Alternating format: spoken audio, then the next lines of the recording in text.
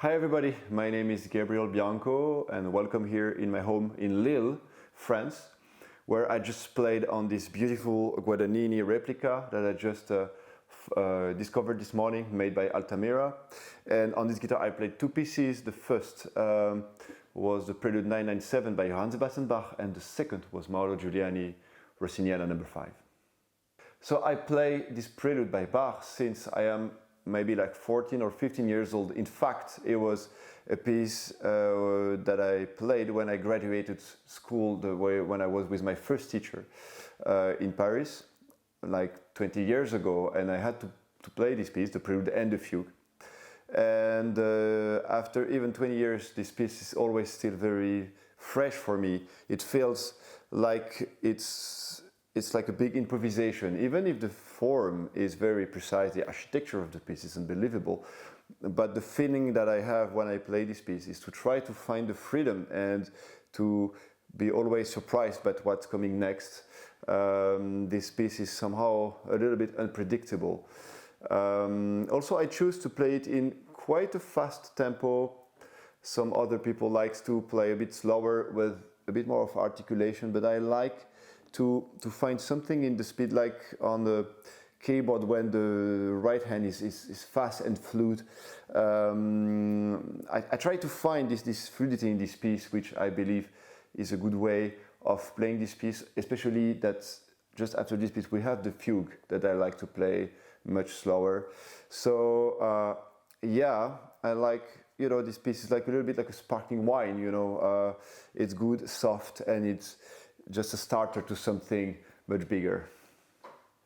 All right, so in this piece there are of course lots of different aspects, but one which is for me the most important is the polyphony between the bass and the trebles.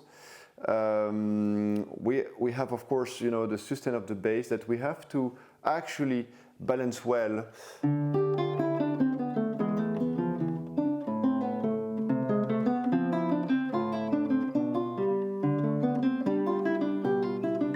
So let's take care about the movement of the thumb here, and of course we have this melody very soft that goes by itself, but on the thumb sometimes it can feel a bit unbalanced. So please take care about the intention that you give on each bass.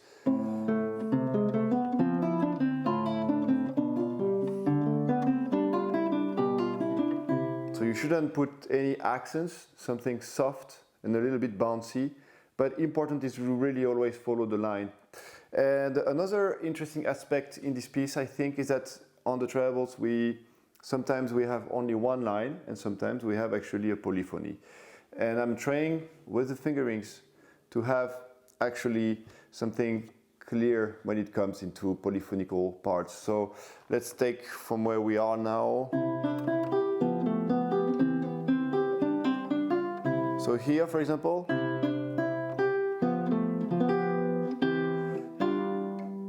we have actually three voices.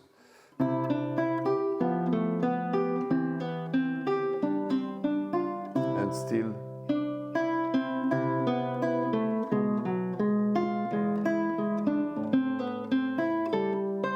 So we need to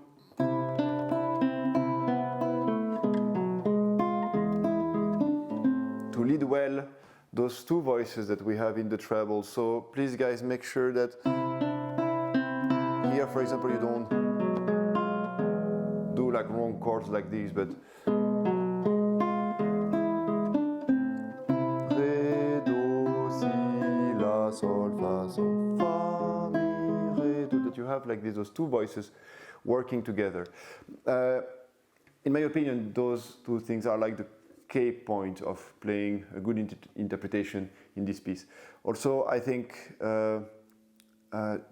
choose wisely your fingerings. They shouldn't be too hard, but they should be fluid and they should keep the line and not having like open strings everywhere, just following just one line. As you are playing on the right hand on a keyboard, you will not leave intentionally one note and then playing the others like this, but we need to really follow the line. I think in Bach music, it's essential to take care of it. All right, so the Rossiniana number 5 by Giuliani is a piece that I learned this year. It's a pretty fresh piece for me. And in fact, we always say Rossiniana by Mauro Giuliani, but in my opinion, I try to take this piece as a Rossini piece, which I think is like a little opera. So that's why I try to make a little bit of demonstrative things to work a bit on tempos, on colors, on to do something a little bit more entertaining that we're used to do on guitar. I think, how to say, I like the softness in those arias by Rossini. This is usually talking about love stories, so there are 5 different operas. You can recognize the famous Rosina aria. There's also the Cerentola and others that you, of course, heard somewhere, but that you should actually listen to before you get into this piece. Yeah, so this is like really a new piece for me, and I feel like I'm still sometimes searching for something spontaneous, which I think is what we have to do playing opera extract on guitar. I must say, usually I find opera music on guitar a little bit not lively enough. So guys, go for it and let's try to have something a little bit funny and play, you know, with just something soft and easy feeling. Okay, so this piece is such a long piece that it's impossible to, you know, to work on each passage on a video like this. The piece is already like 15 minutes and it would be just endless. But I would like just to give you a little idea about how I approach this piece. So I will take this famous area from the Cenerentola.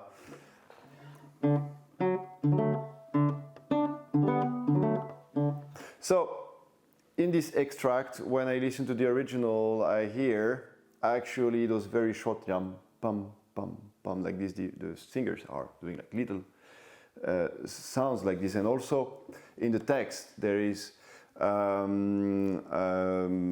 work on the letter R, which is R in Italian. So actually you have different singers singing together, one after the other or together, and they're like discussing. But this letter R, R, R is so precisely played and exaggerated, right? That, of course, if I would play like this, as you can hear, we miss a character, the original character from Rossini. And my idea is actually to go into the character of Rossini and to make it on the guitar. And so with those short sounds and this little R, like this, very precise, I decided to go for like broken chords and to go on the ponticello.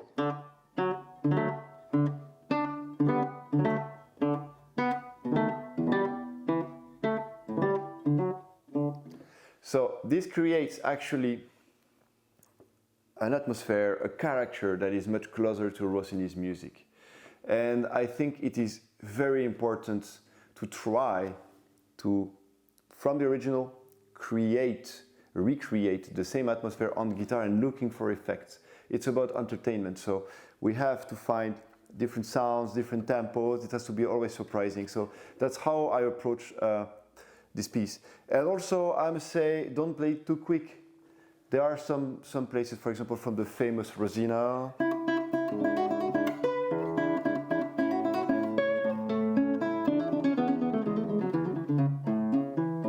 If you play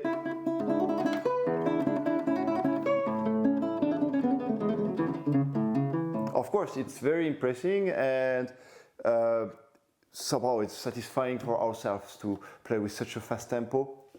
But in the original, it's never that fast and it's much more playful.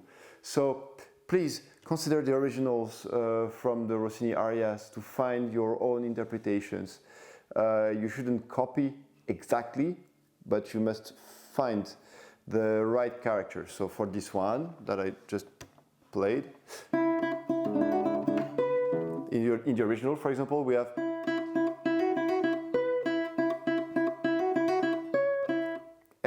in Giuliani's version, we don't have the last E, but in the original articulation, like this.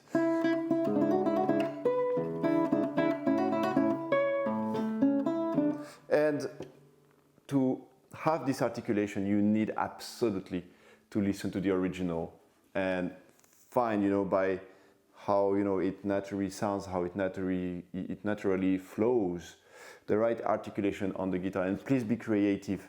Don't try to copy other interpretations from guitarists, but go for the opera singers. From the same area, you might find 3-4 different versions on like famous platforms such as like Spotify, YouTube, whatever is today or will be tomorrow. Maybe in 5 years it's completely different things. But whatever, you will have different versions, and the singers will use different tempos, will use also different manners. So please find your inspiration in the singers and what the versions that you like and what they actually want to create with this.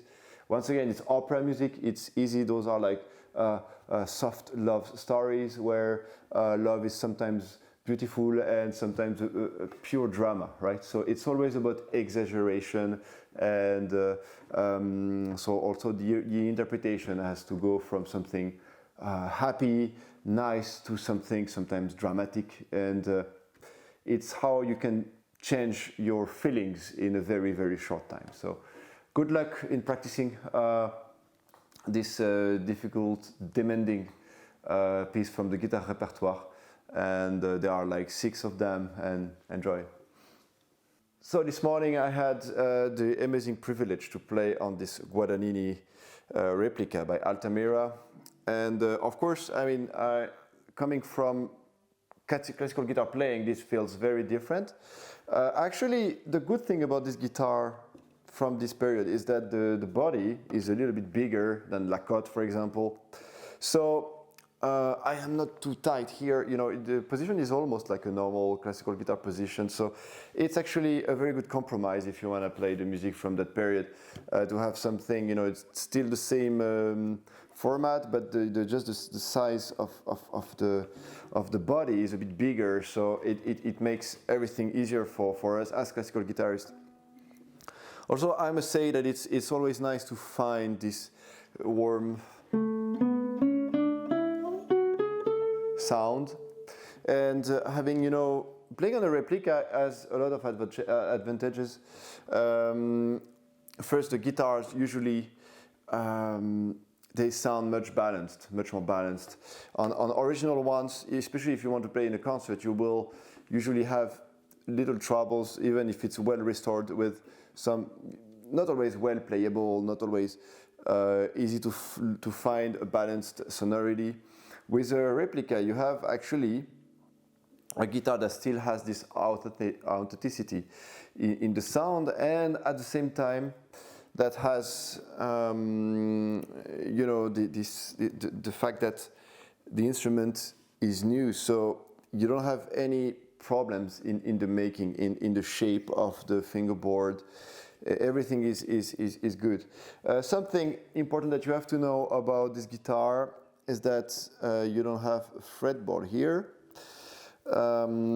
so which means that you have to play a little bit softer than usual. You need to play, if you play with like apoyendos,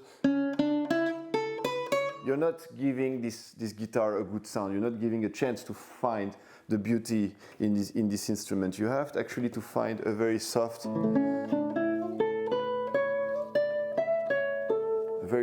touch like this.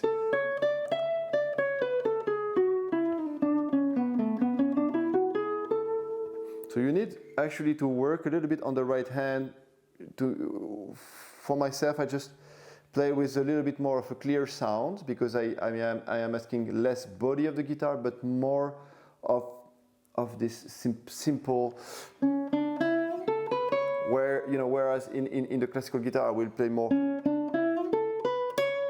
like this, but we are, too easily on the edge of the guitar. So I just try to play a bit softer.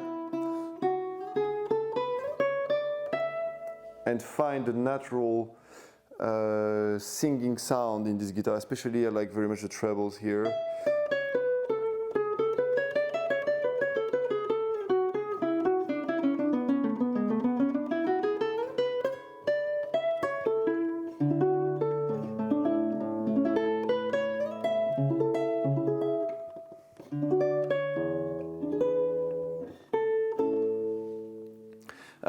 So this guitar is really a must if you want to play music by Giuliani or Lignani, for example. So I recommend to play the Italian repertoire. Of course, you can play the French repertoire too, or the Spanish Fernando Sor and all those great guitarists who were living in Paris. But this is definitely the music I chose to play on this guitar. I chose the Rossiniana number 5, which is a hard one, but this is really the music I recommend. To play those soft classical style that we have on the guitar. I would recommend especially Sor, Giuliani, Carcassi, Aguado, Lignani for this guitar. So you should actually give it a try.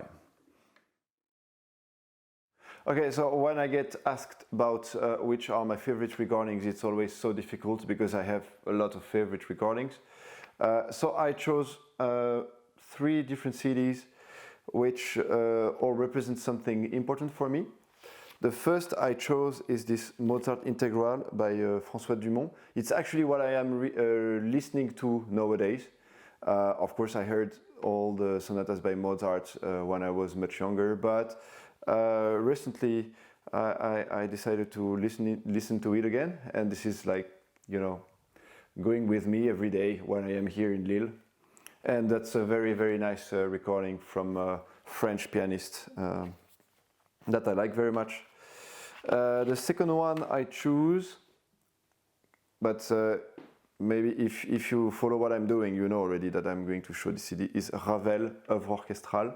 It's integral of orchestral music by Maurice Ravel with the Boston Symphonic Orchestra with Seiji Ozawa conducting. Why this specific version? Because this CD is a CD that my mother offered me when I was 14 years old, and actually after I listened to this music I decided to become a classical musician. So this CD actually changed my life. And the last one I chose is this José Antonio Escobar from the Naxos Laureate series. So when I started to get really into the classical guitar, 14, 15 years old, of course by the time there was no Spotify, no YouTube, so it was, I wanted to learn more about the repertoire, and I discovered the Naxos collection. And so they are like, of course, the Laureate series. This one is part of this collection, but also the repertoire, and they are recording everything, which is amazing to have that many good recordings. And actually, the people who would first record the Laureate series sometimes would after make the integral of Brouwer, of Barrios, of everyone. And that was actually my favorite guitar collection when I was young, because first, it was always beautifully played, second, it was cheap, and third, I could get it in Paris in my CD shop very near my home. So I bought a lot of them. And why this specific one? Because it is one of the first that I bought. You see it's even a bit broken because I listened to it a lot. And this was like one of my favorite CD when I was like 14, 15 years old. Of course, I also know classical guitar through more historical players like Segovia, like Bream. But I must say that I discovered the fever that I have for classical guitar with the Naxos collection and with those players. And as it is Laureate series, I remember when I was 14, 15 years old, there was this little voice in my head that, Gabriel, you should try to win one of those competitions to record in this collection. And this is actually what happened in 2008 when I won the GFA. So this is like from 2000. So this is like much after, but yeah, I must say it was actually a great honor to be also part of this collection. So yeah, those are my three favorite CDs today. Yeah.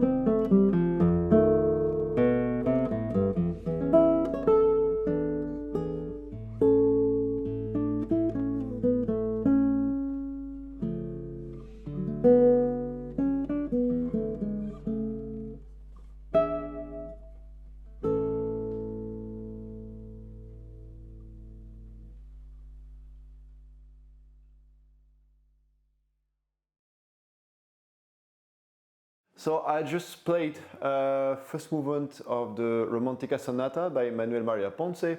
It's actually a very new piece for me. I learned this piece like a bit more than a month ago. And I wanted to play this piece on this specific guitar, the N500 model, simply because on this piece I am trying to do a lot of different colors, lots of different touches, nuances, and I think it can really demonstrate the possibility of this Altamira guitar. And yeah, a very beautiful piece. I play actually, for those who knows already the piece, I play the original version. Okay, so I'm going to show a little bit of, not exactly right-hand techniques, but how you can use different touches depending on what you're playing. The Sonata Romantica is a piece that is quite sophisticated. It's a sonata, so it's like developing music. You have a material, and then later on in the piece it is developed. So depending on which theme I'm going to play, I will use my right hand slightly differently. So it starts with the beginning, with the opening theme.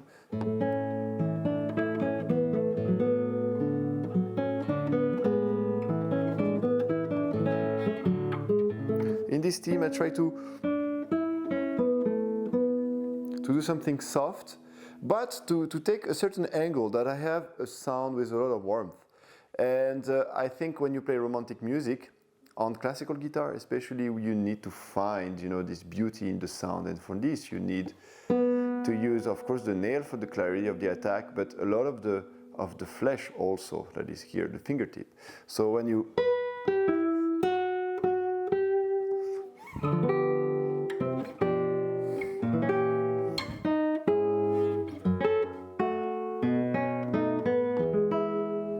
when I play here to have a good consistency in the sound, I'm going to turn a little bit my hand in this way to actually feel the string and put some weight on the strings here. So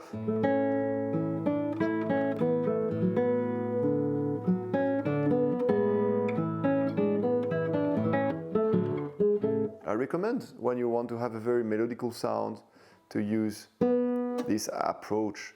Then, of course, when you play, you don't think too much about it, but when you practice, you try to feel each note of the melody, of course.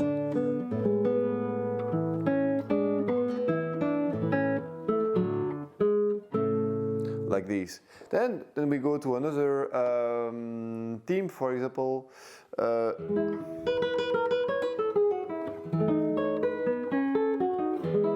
From this theme, I'm going to use much more clear sound. And for this, I'm going to change a little bit the position of my hands.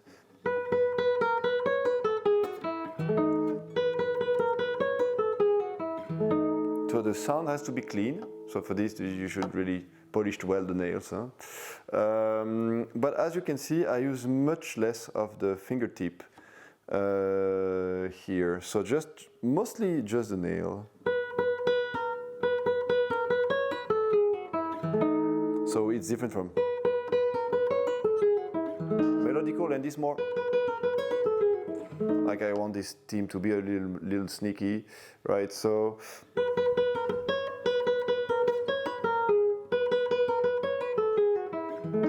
I'm going to change slightly the angle. So it means that actually with the right hand you can have, like if I will play first apoyando, you can have something very, a lot of different intensity in the sound. So you can of course change the sound like tasto, natural and ponticello, but I really mean about if you play on the same spot, like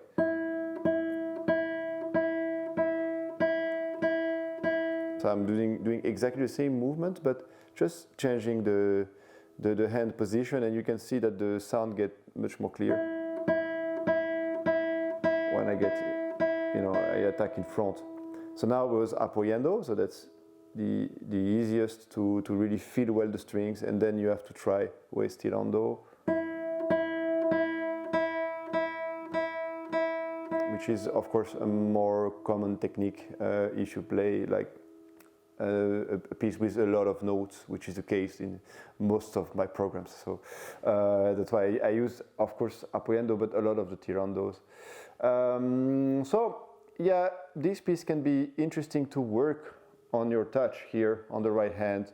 You can try different angles depending on what sound you want to give, and I think this makes the piece very rich interpretation-wise. It is like having a painting, black and white, or with a lot of colors. And of course, there are some pieces where we like to have something a little dry or something simple, but when the piece is romantic, sophisticated, with beautiful harmonies, I think we want to enlighten the colors there. So just at least that it opens a door for reflections for your playing.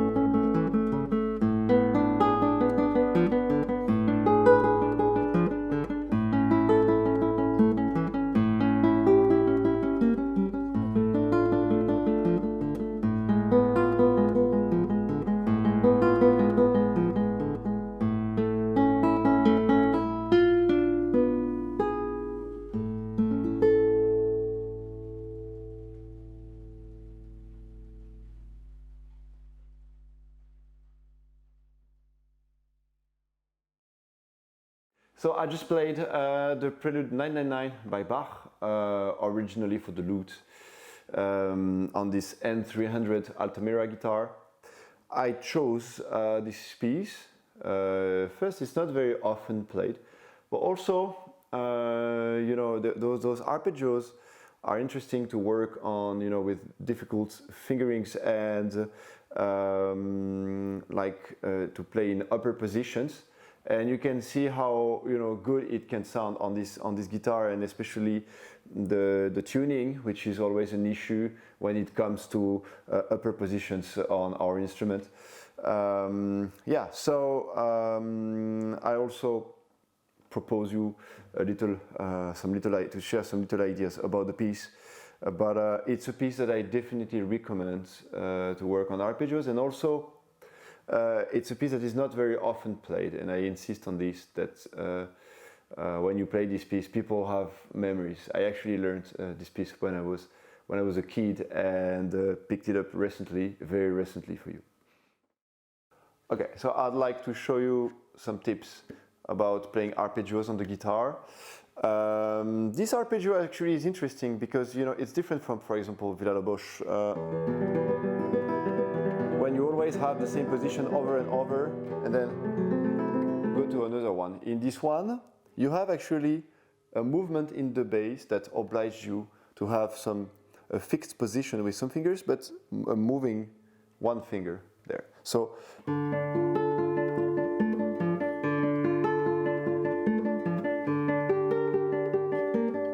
you see that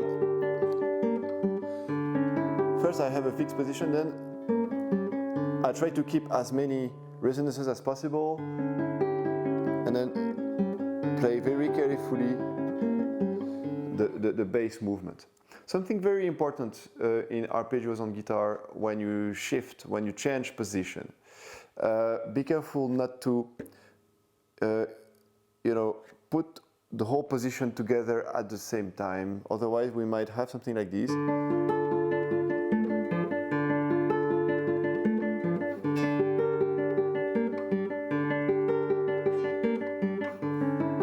That won't be very fluid after all. So we need to actually connect chord after chord. And there are different techniques that we can use, but most important is to keep resonances, you know, and also to use the finger on the left hand only when you need it. So in the beginning, of course, we prepare everything. When I shift, I first second finger, then fourth, and then first. So I'm not trying to go all together like this as fast as possible, but I am using the order of the notes to prepare everything, and not to have something not legato like this, but something that will connect easily. So this is something so important. I'm going to show you from the beginning, and please watch carefully the left hand.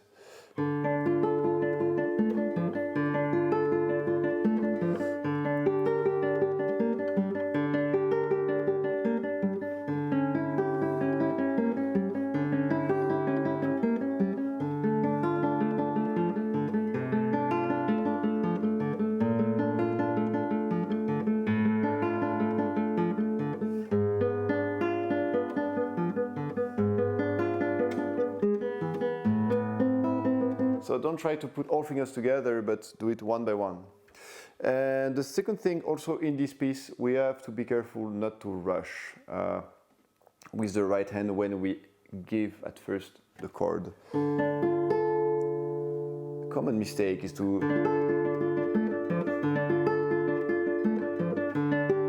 play this with not a lot of care. I think we need, you know, to really find something very regular, and you can even go a little slower just to show the new harmony when it goes to harmonies that you want to make appear, like you want to give some more importance to some places. For example,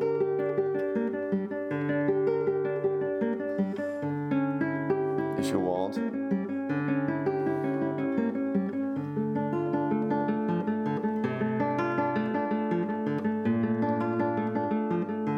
This one I like. From here we have a chord that has more intensity, so we like maybe to take a bit more our time and give a bit more of consistency in each note.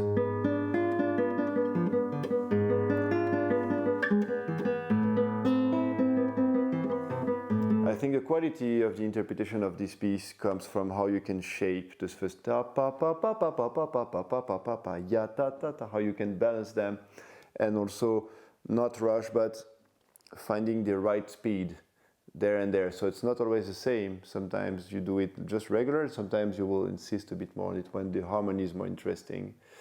Also, another tip for the right hand, when you actually practice this piece and any other arpeggios, I usually recommend to work a bit with planting.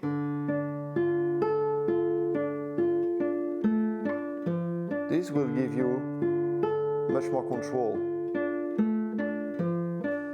To control well the sound and control well your positioning.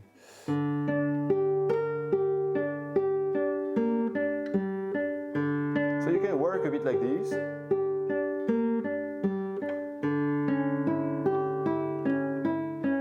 Then you can really, put the right consistency in each note. And with the preparation, it will never be uncontrolled.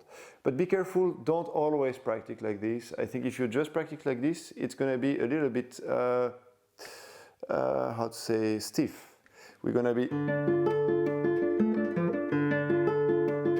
like this when we start to play fast. So usually when you need to, once you have something well controlled, I usually like to work without preparations. Then I gain in speed. So this time, when I practice slow, I practice without preparation.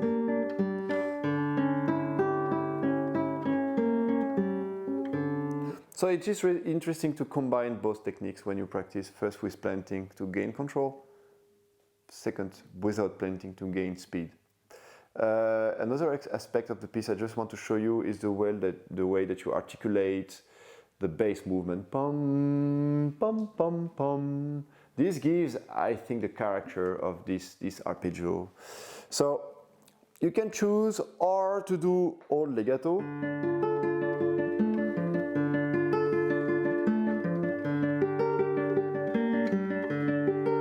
But for me, it's a little bit problematic in this articulation.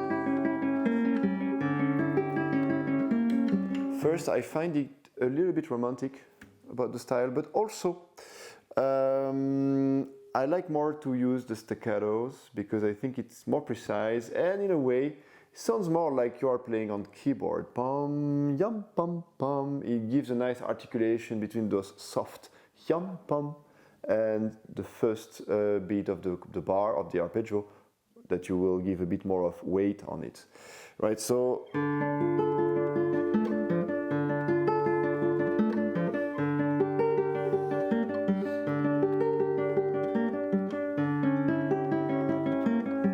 this is of course optional. You don't have to do this exact articulation. I like it. You can try and see if you like it. If you try to do this articulation, be very careful about, because for example here you have to mute and then play the F, which is on the 5th string. So you need to really mute well and then jump to the next string. This you will have to practice slow and carefully.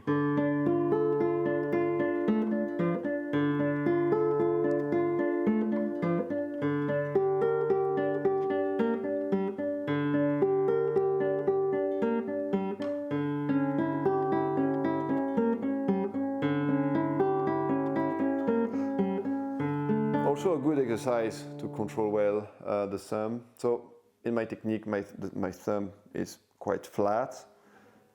Usually normal hand positions has, the thumb with this angle, but never mind, you can still control well the articulation like this.